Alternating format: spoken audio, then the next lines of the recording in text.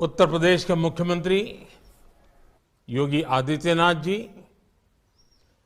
गोरखपुर के सांसद भाई रविकिशन जी, उपस्थित युवा खिलाड़ियों, कोचेस, अभिभावकगण और साथियों, सबसे पहले मैं महायोगी गुरु गोरखनाथ की पवित्र धरती को श्रद्धापूर्वक नमन करता हूं।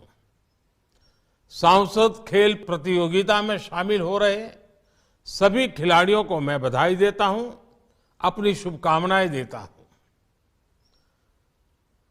आप सभी ने बहुत मेहनत की है। इस प्रतियोगिता में कुछ खिलाड़ियों को जीत मिली होगी, कुछ को हार का सामना करना पड़ा होगा। खेल का मैदान हो या जीवन का मैदान, हार जीत हमेशा लगी रहती है। मैं खिलाड़ियों को यही कहूंगा कि अगर आप यहां तक पहुंचे हैं तो आप हारे नहीं हैं। आपने जीतने के लिए बहुत कुछ सीखा है, ज्ञान अर्जन किया है, अनुभव प्राप्त किया है और यही तो सबसे बड़ी पूंजी है। आप देखिएगा आपकी स्पोर्ट्स स्पिरिट कैसे भविष्य में आपके लिए सफलताओं के दरवाजे खोल देगी। मेरे युवा साथियों, मुझे बताया गया है कि इस प्रतियोगिता में कुश्ती, कबड्डी, हॉकी जैसे खेलों के साथ साथ चित्रकारी, लोकगीत, लोक नृत्य और तबला, बांसुरी आदि के कलाकारों ने भी भाग लिया है। ये एक बहुत ही सुंदर, सराहनीय और प्रेरणा देने वाली पहल है। प्रतिभा चाहे खेल की हो या फिर कला संगीत की, उसकी स्पिरिट और उसकी एनर्जी एक जैसी ही होती है। खासकर जो हमारी भारतीय विधाएं हैं, जो लोक विधाएं हैं, उन्हें आगे बढ़ाने की नैतिक जिम्मेदारी भी हम सब पर साझी जिम्मेवारी है। रविकिशन जी खुद तो इतने प्रतिभावान कलाकार है ही, इसलिए स्वाभाविक है वो कला की अहमियत को बहुत अच्छे तरह से समझते हैं। मैं इस आयोजन के लिए रविकिशन जी को विशेष रूप से बधाई देता हूं। साथियों, बीते कुछ सप्ताह में सांसद खेल महाकुंभ में ये मेरा तीसरा कार्यक्रम है। मैं मानता हूं कि अगर भारत को दुनिया की श्रेष्ठ स्पोर्टिंग पावर बनना है तो उसके लिए हमें नए नए तौर तरीके ढूंढने होंगे, नए रास्ते चुनने होंगे, नई व्यवस्थाओं का भी निर्माण करना होगा। ये सांसद खेल महाकुंभ ऐसा ही एक नया मार्ग है, नई व्यवस्था है।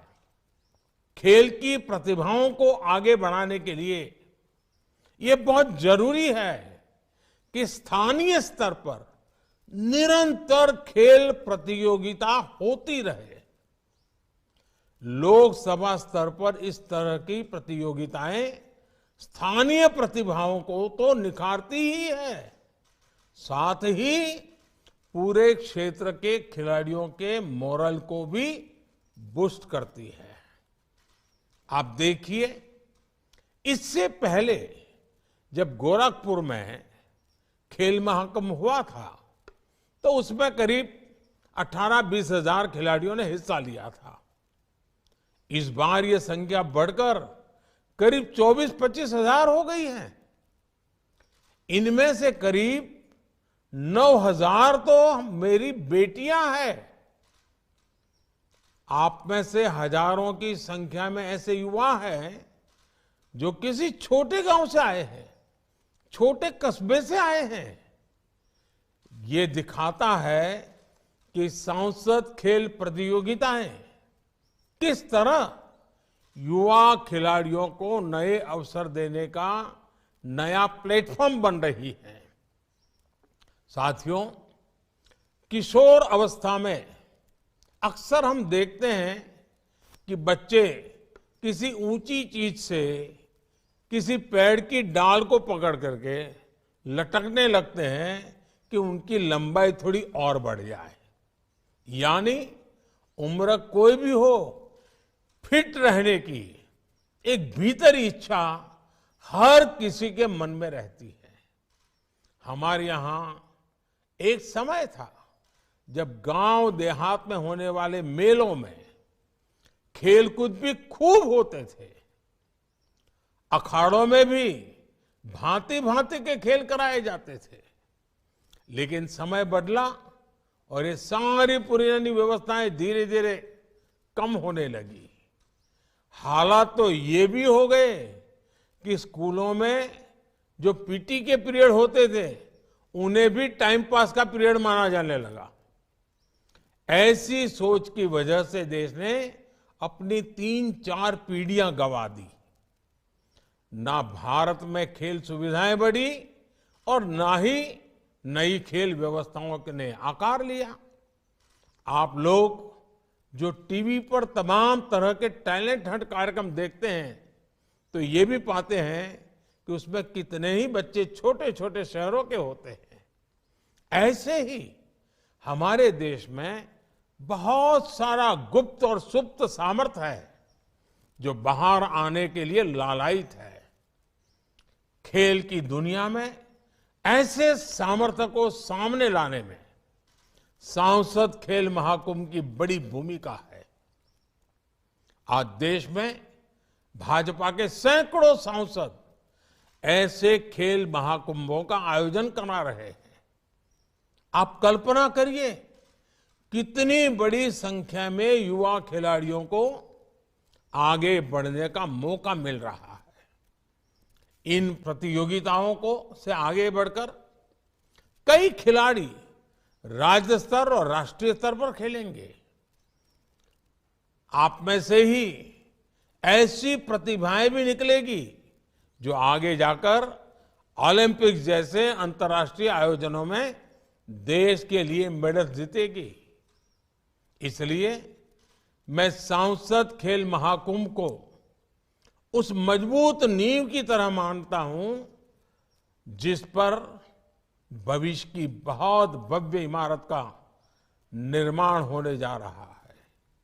साथियों, खेल महाकुंभ जैसे आयोजन के साथ ही आज देश का जोर छोटे शहरों में स्थानीय स्तर पर खेल सुविधाओं के निर्माण का भी है। गोरखपुर का रीजनल स्पोर्ट्स स्टेडियम इसका एक बड़ा उदाहरण है। गोरखपुर के ग्रामीण क्षेत्रों में युवाओं के लिए भी 100 से ज्यादा खेल मैदान बनाए गए हैं। मुझे बताया गया है कि चौरी चौरा में ग्रामीण मिनी स्टेडियम भी बनाया जा रहा है। खेलो इंडिया मूवमेंट के तहत दूसरी खेल सुविधाओं के साथ साथ खिलाड़ियों की ट्रेनिंग पर भी ध्यान दिया जा रहा है। अब देश एक होलिस्टिक विजन के साथ आगे बढ़ रहा है। इस साल के बजट में इसके लिए कई प्रावधान किए गए हैं। 2014 की तुलना में खेल मंत्रालय का बजट अब करीब करीब 3 गुना ज्यादा है। आज देश में अनेकों आधुनिक स्टेडियम बन रहे हैं। टॉप जैसी योजनाओं के जरिए खिलाड़ियों को ट्रेनिंग के लिए लाखों रुपयों की मदद दी जा रही है। खेलो इंडिया के साथ साथ फिट इंडिया और योग जैसे अभियान भी आगे बढ़ रहे हैं।